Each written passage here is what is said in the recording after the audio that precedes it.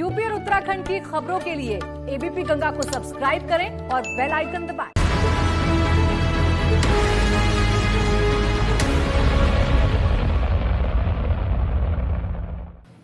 नमस्कार, स्वागत है आपका उत्तर माघे प्रदेश में। मैं हूं अवधेश। उत्तर माघे प्रदेश में आज हम बात करेंगे मंडी परिषद के चीफ इंजीनियर के रिटायरमेंट के मौके पर रिटायर्ड हर्ड होती भ्रष्टाचार विरोधी मुहिम की। सवाल यह है, जब गंभीर आरोप हैं, करोड़ों के गड़बड़झाले का मामला है, तब आखिर चीफ इंजीनियर को ससम्मान रिटायरमेंट कैसे दे दिया गया? किसकी शह पर एनओसी मिली, किसकी मदद से एनओसी मिली? और सवाल यह है कि भ्रष्टाचार को आखिर प्रदेश में कौन शह दे रहा है? उत्तर माघे प्रदेश।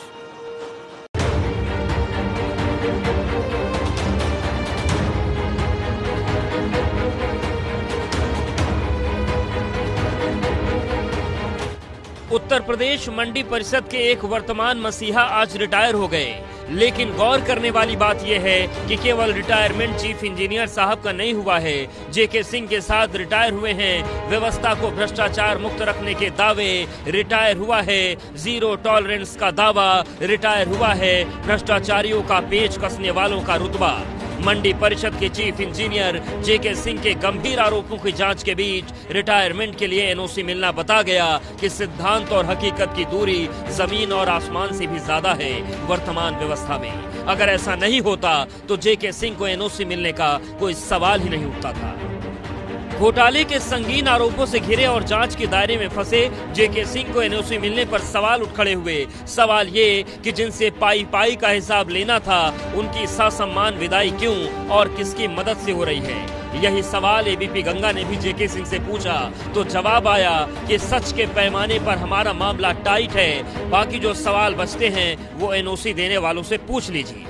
बधाई के साथ साथ ये कागजात भी हमारे साथ हैं। संदर्भ समिति और याचिका समिति में आपके खिलाफ मामला पेंडिंग है करोड़ों रुपए का, और ऐसे में आपको एनओसी किसने दे दिया? ये सब प्रकरण झूठ हैं, गलत हैं।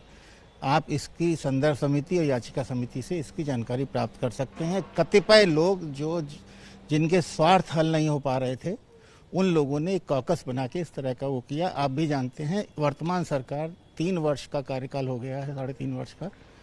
सब जांचें हो चुके हैं, समस्त प्रकरण झूठ। मंडी परिषद के चीफ इंजीनियर जेके सिंह के रिटायरमेंट का दिन उनके लिए मुश्किल लेकर आ गया है। बतौर चीफ इंजीनियर जेके सिंह की सेवा भले पूरी हो गई, लेकिन उनका कामकाज सवालों के घेरे में है। विपक्ष ने चीफ इंजीनियर पर घोटाले का आरोप लगाते हुए उन्हें एनओसी दिए जाने को लेकर तीखा हमला किया है।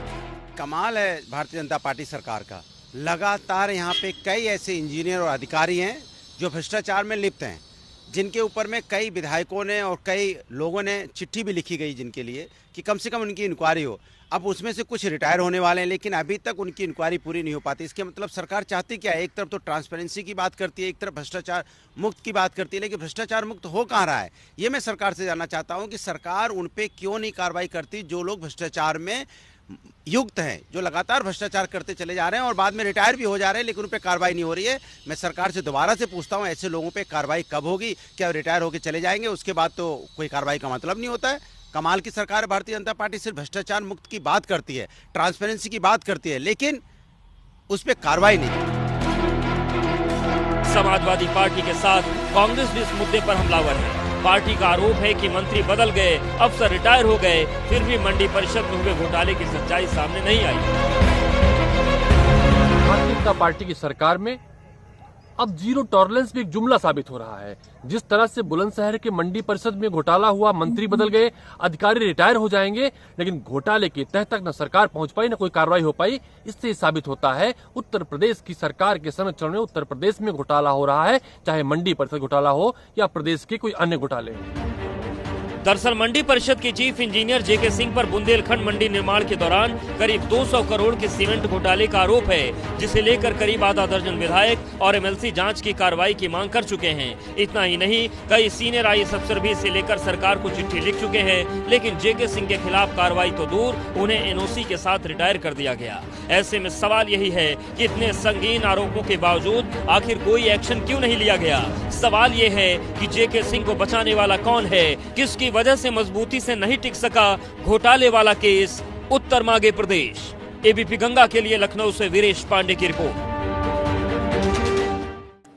तो सवाल बहुत गंभीर है। सीधे मेहमानों को रुख करते हैं। दीपक पटेल जी हमारे साथ जुड़ गए हैं, नेता बीजेपी, पूर्व विधायक हैं। सुरेंद्र राजपूत जी प्रवक्ता कांग्रेस, अनुराग भदौरिया प्रवक्ता सपा, हमारे साथ पूर्व प्रमुख सचिव मुख्यमंत्री एसपी आर्य साहब जुड़ गए हैं और ब्यूरो चीफ वीरेश पांडे भी हमारे साथ बने हुए। वीरेश जी, सबसे पहले आपका रिएक्शन चाहेंगे। जो पूरा मामला है, रिटायरमेंट ससम्मान हो गया, माने कि जेके सिंह जो खेल कर सकते थे कर गए, अब कुछ नहीं होना है।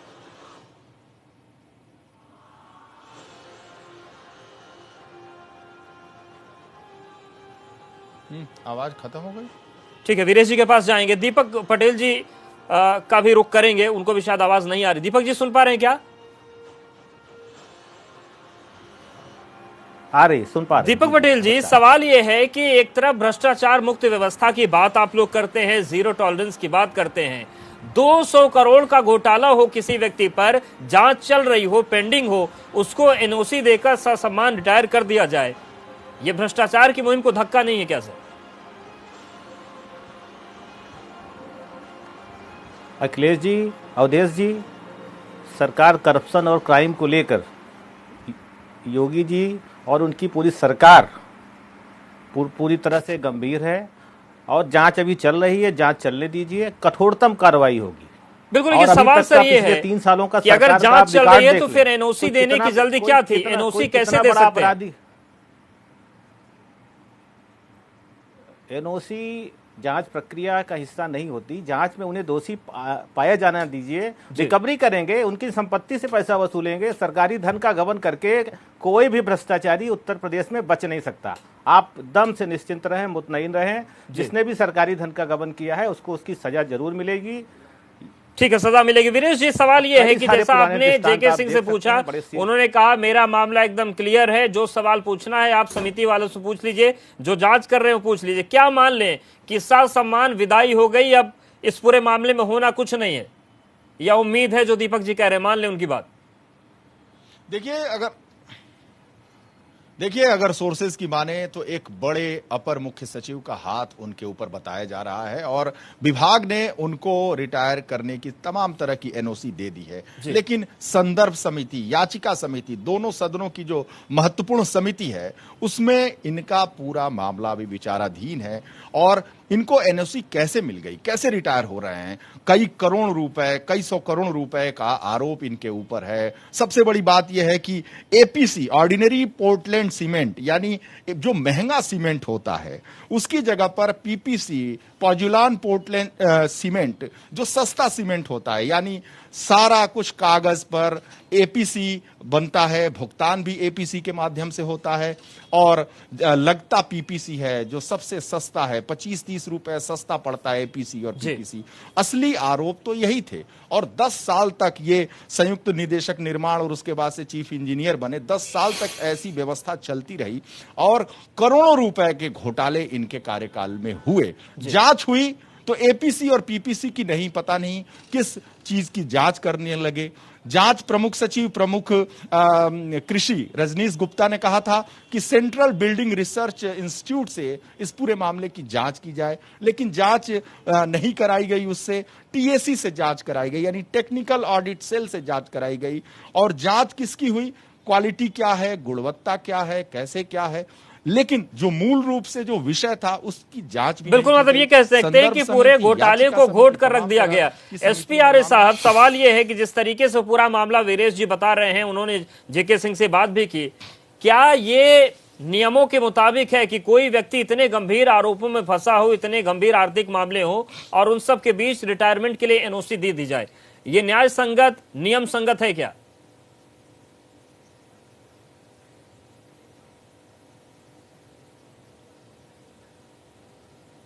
एसपी आर्य साहब, मेरा सवाल आपसे था, आवाज आ रही क्या आपको?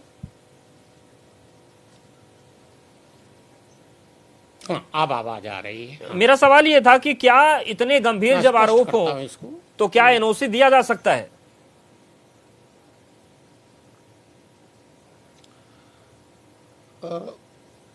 आरोपों की गंभीरता या हल्कापन इसमें माने नहीं रहता जी। ये स्पष्ट है नियमावली में, नियमों में, कि रिटायरमेंट के लिए किसी एनओसी की आवश्यकता नहीं होती। जी। एनओसी का मतलब होता है अनापत्ति प्रमाण पत्र। जी। सेवानिवृत्ति का संबंध जन्म तिथि से है। अगर 60 साल में सेवानिवृत्ति है तो जिस दिन 60 साल पूरा होगा वो स्वतः सेवानिवृत्त हो जाएगा, इसलिए एनओसी की कोई आवश्यकता नहीं होती। जी। इसलिए दोनों मामलों को आपस में तो क्या जांच जो हो रही है, जो आरोप है, उन पर रिटायरमेंट का कोई असर नहीं होगा? मैं स्पष्ट कर रहा हूं जी। एनओसी की आवश्यकता होती है पेंशन के लिए। वो ये कि इन्होंने कोई एडवांस लिया था महकमे से जो जिसकी रिकवरी अभी बाकी हो, इनके खिलाफ कोई जांच चल रही हो जी, इनके खिलाफ कोई मुकदमा चल रहा हो, उसके लिए एनओसी ली जाती है जी। रही बात जो आपने पूछा जांच की, जी। जो नियम है उस नियम के तहत रिटायरमेंट की तारीख से 4 साल के अंदर जो कदाचार, मिसकांडक्ट, अपराध या गलतियां हुई हैं जी, उनकी जांच हो सकती है। लेकिन यदि 4 साल पहले का मामला है जी, तो उस पर जांच हो ही नहीं सकती।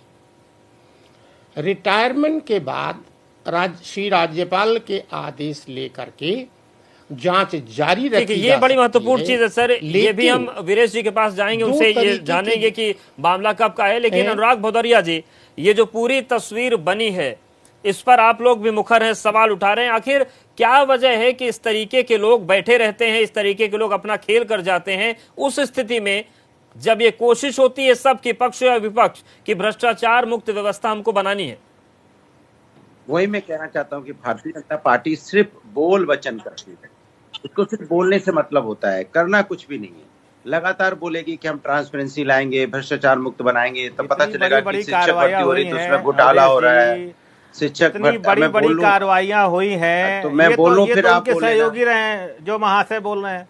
मैं बोल लूं फिर आप बोल लीजिए ना। आप बोल चुके हैं तो मैं बोल लूं। जी जानकारी अच्छा ठीक है, तो सुन लीजिए ना, तो सुन लीजिए, तो मैं बोलूं तब सुन लीजिएगा। अरे आप मैं बोलूं तब दे दीजिए ना, काहे परेशान बौखलाइए मत। मैं बोलूं कर रहे हैं। अरे आप अनर्गल बोल रहे हैं दूसरे के बीच में। आपको डिबेट करना नहीं आता तो क्या करें? आप सच्चाई को नकार रहे हैं। अरे आप डिबेट करना सीखिए, पहले मैं डिबेट कर रहा हूँ, आप बात कर लूं, उसके बाद आप बोलिएगा। आप अरे चापलूसी बंद कर दीजिए, बड़ा चैनल है, बड़ा चैनल है। आप प्रदेशवासियों को भ्रमित मत करिए इनके माध्यम से, सही तथ्य रखिए।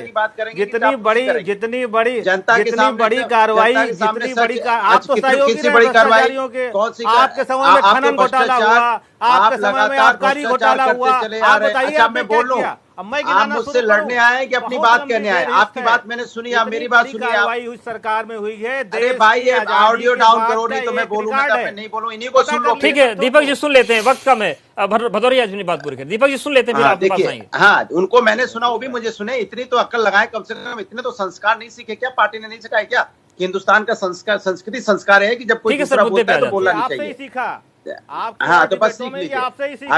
अरे अभी ठीक है दीपक जी, अनुराग जी मुद्दे पे आ जाते हैं, वक्त कम है, फिर मुद्दा भटक जाएगा। अनुराग जी, ये कैसे भ्रष्टाचार की लड़ाई आगे बढ़ेगी? संस्कारी दल से हाँ, संस्कारी दल आपका नहीं, आपका भारतीय जनता पार्टी के लोग जिसमें आप बचाते घूमते रेपिस्ट को। आपका दल। देखिए सुरेंद्र जी, सवाल ये है कि जो स्थितियां बनी हैं, इससे जो मैसेज जा रहा है, क्या भ्रष्टाचार की लड़ाई आगे बढ़ती दिख रही है? सुरेंद्र जी देखिए, भारतीय जनता पार्टी भ्रष्टाचार कभी नहीं रोक सकती, क्योंकि भ्रष्टाचार की पार्टी है। ये भ्रष्टाचार से पूरी तरह से लदी हुई पार्टी है। ये ट्रांसपेरेंसी के अंदर है नहीं। चाहे कोई भर्ती, चाहे इन्होंने एक भर्ती तो कर नहीं पाए, चाहे टीचर की भर्ती करी हो तब इन्होंने घोटाला किया, चाहे इन्होंने पशुपालन के विभाग देखो तो घोटाला हुआ। इनके यहाँ पे आपने लोक सेवा आयोग भी नहीं छोड़ा। आपने हिस्ट्री सीटर को लोक सेवा आयोग का चेयरमैन बना दिया। लगातार आपने एक अपराधी को, हिस्ट्री सीटर को लोक सेवा आयोग। ठीक है सर, उस पर भी जाएंगे। सुरेंद्र जी, मेरा सवाल ये है आपसे कि आखिर क्या वजह है कि भ्रष्टाचार मुक्त सिस्टम सबको चाहिए, लेकिन ये सरकार होगी तो जीके सिंह आ जाएंगे, समाजवादी पार्टी की सरकार होगी तो यादव सिंह आ जाएंगे, बीएसपी की सरकार होगी तो और कोई आ जाएंगे। ये सिलसिले क्यों आ जाते हैं सर? घूम रहे थे, उसके बाद उसपे फूल की बारिश भी कर रहे थे। आपके स्पष्ट है अवधेश जी। नंबर 1 कि 3 साल से ये सरकार है। अभी जैसे एसपी आर्या साहब ने कहा कि 4 साल एक क्या नाम बेंच मार्क है, बेंच पीरियड है, तो अभी 3 साल में ये सरकार बड़ा ढिंडोरा पीट करके आई थी कि एक भी भ्रष्टाचारी की हम जांच को लंबित नहीं रहने देंगे जी। तो इनकी जांच अभी तक लंबित क्यों है, ये प्रश्न क्या योगी आदित्यनाथ जी से नहीं पूछा जाना चाहिए? नंबर 1। नंबर 2, ये जांच अब तक पूरी क्यों नहीं हुई, क्या ये प्रश्न नहीं पूछा जाना चाहिए? यादव रहे हो। अरे भाई दीपक जी, देखिए मैं तो किसी के बीच में नहीं बोला, तो थोड़ा सा आप अरे इनकी आदत है दूसरों के पीछे बोलने की, परेशान नहीं तो मतलब ये उचित नहीं है। ठीक है दीपक जी, थोड़ा सुन लेते हैं फिर आएंगे आपके पास। भारतीय जनता पार्टी सुरेंद्र जी बात पूरी करिए। तो मैं ये कह रहा हूँ कि ये जो 10 साल पुरानी जांच है, ये इलेक्शन हारने से बौखला रहे हैं कि पुरानी सरकारें जांचें नहीं करती, पुरानी सरकार भ्रष्ट है, पुरानी सरकार के भ्रष्टाचार को उधाड़ करके लोग आए थे। तो आज तक कितनी भ्रष्टाचार की इन्होंने जांच की, क्या ये बता सकते हैं? इन्होंने 1 सैकड़ा से ज्यादा एसआईटी गठित की है अवधेश भाई, उस दिन से जिस दिन से सत्ता में आए हैं। रोज हेडलाइन मैनेजमेंट करते हैं, भ्रष्टाचारी को नहीं छोड़ा जाएगा, कदाचारी को नहीं छोड़ा जाएगा, दुराचारी को नहीं छोड़ा जाएगा।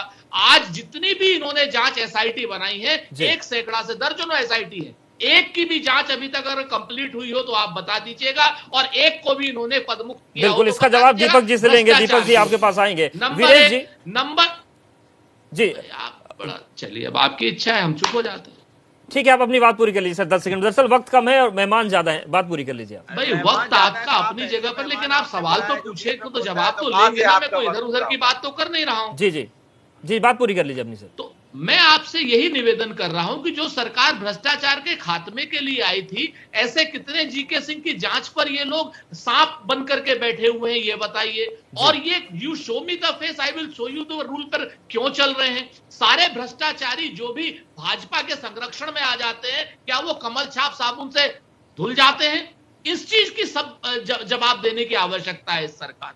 जी। ये सरकार 4 साल पुरानी जांच अभी तक कंप्लीट क्यों नहीं कर पाई, इस चीज की आवश्यकता है। बिल्कुल, ये सवाल अहम है कि जब आपके मुद्दे आएंगे तो आप पुरानी सरकारों का हिसाब गिनाने लगेंगे। क्या इससे भ्रष्टाचार मिट जाएगा? क्या पुरानी सरकारों को आईना दिखाकर वर्तमान भ्रष्टाचार को मिटाया जाएगा? दीपक जी इसका जवाब आपसे लेंगे। यहाँ पर वक्त एक छोटे से ब्रेक का है, फौरन हाजिर होते हैं।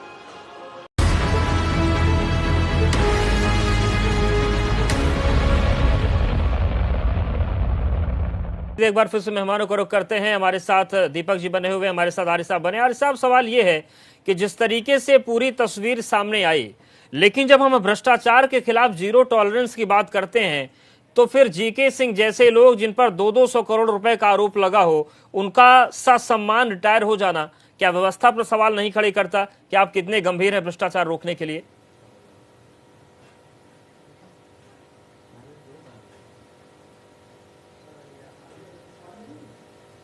एसपी आर्य सर, मेरा आपसे सवाल था ये।